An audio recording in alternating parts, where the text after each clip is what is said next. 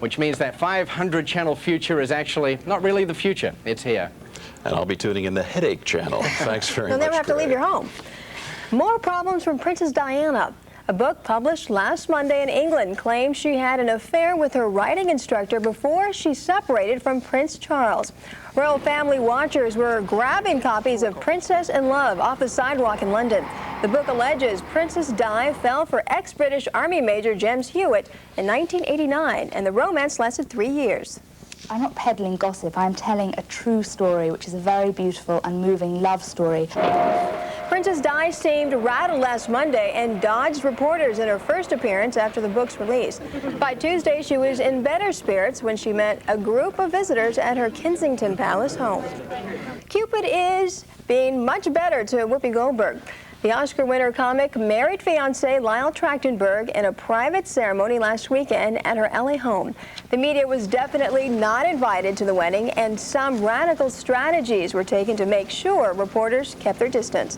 Balloons were sent aloft to keep helicopters away, and an obscenity was written on the roof of the bride's home to block camera shots. But the anti-media tactics were not completely successful. I got her! I got her! I got her! Among the more than 300 people who were invited, Arnold Schwarzenegger, Robin Williams, and Steven Spielberg. Michael Jackson has agreed to go a second round of blood and DNA tests to prove he is not the father of a 10-year-old boy. The pop singer is reportedly being sued for $20 million a year and a house by a woman claiming he fathered her son 10 years ago. However, a doctor says blood and DNA tests indicate a 99% chance her former husband is the father. The woman's lawyer says if the second tests have the same results, the case against Jackson will be dropped. And still to come on E! News Week in Review, a startling look at the real Ed Wood. We'll peek between the covers of Tim Allen's new book. And next up, Oprah Winfrey, the award she turned down, when we come back.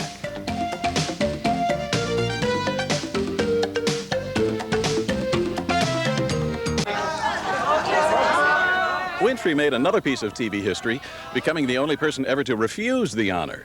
She wrote back saying, "Thank you very much, but you've got the wrong girl." Eventually, she changed her mind.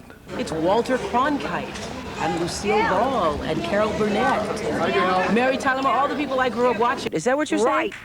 Winfrey says she hopes her talk show has, in some small way, contributed to women standing up for themselves. You may have been victimized. Yes, your mother may have not been there for you. Yes, you might have been born in poverty. Yes, you might have had many tragedies in your life, but it is up to you to triumph.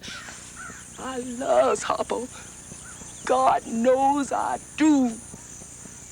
But I'll kill him dead before I let him bleed. The induction ceremony will be broadcast on the Disney Channel this December and then again on NBC next year. Steve, listen to this story.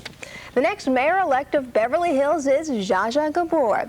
At least that's what she'll play on the USA Network's action-adventure series, Tattooed Teenage Alien Fighters from Beverly Hills. Zsa Zsa, Mayor? Nimar, I know this isn't right.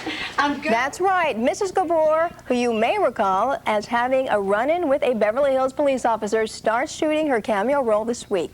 On the show, Zsa Zsa won't stray too far from her real-life Gabor's character, who will become the city's mayor-elect, determined to make changes in Beverly Hills policies. What's first on her agenda? The police department, darling. The mayor of Beverly Hills. I promise you we're going to slap the police a little bit around. Second, whole Beverly has to smell of the French perfume. The series is about 4 ordinary teenagers armed with powerful, flashing tattoos that activate when faced with evil. The episode starring Zsa Zsa will air later this season. CBS is planning a new line of defense now that its football days are over. The network hopes to score big rating points with a series of movies based on Harlequin romance novels. Amy Powell has more on the network's Sunday afternoon showcase.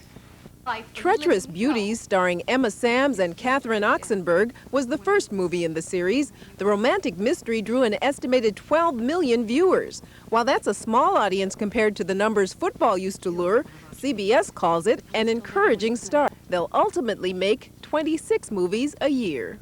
From Los Angeles, I'm Amy Powell for E! News Week in Review. I think it's a great replacement for football. Love in the afternoon as opposed to clashing on the gridiron. Huh? That's right. Okay. Still to come on E! News Week in Review, previews of the new movies opening this weekend. And Jurassic Park, why you can't avoid hearing about the dino-sized video release when we come back. Snacks and the Jurassic Park video. The Far Side, Gary Larson's cartoon featuring cows, Martians, and bugs in surreal situations won't be in your newspaper anymore come January 1st. The comic panel has appeared in papers around the world for 15 years, received awards, and generated books and calendars.